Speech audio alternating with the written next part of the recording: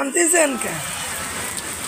আর প্রশ্নে ভাই, সকালবেলায় রোজ উঠছে, জানো তো তোমরা সবাই আমি জেলকোষ পাপড় ব্যবসা বাণিজ্য করি, আমার বউ ছেলে মিলে আছে, এই জন্যে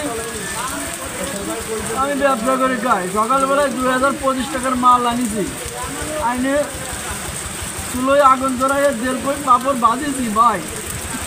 এই যে বৃষ্টি হচ্ছে, কাস্টমার নেচ্ছে খাচ্ছে, কেউ টাকা দিচ্ছে না। কথা হচ্ছে কি, আমারও তো চাল কিনা লাগে, সংসারে 6টা 7টা মানুষ, আমি একলা কামাই করি, এখনো মালগুলো পড়ে রয়েছে। আমার মনে হয় সব মিলে মনে হয় 25টা টাকা লাভ থাকতে পারে মনে হয় আজকে।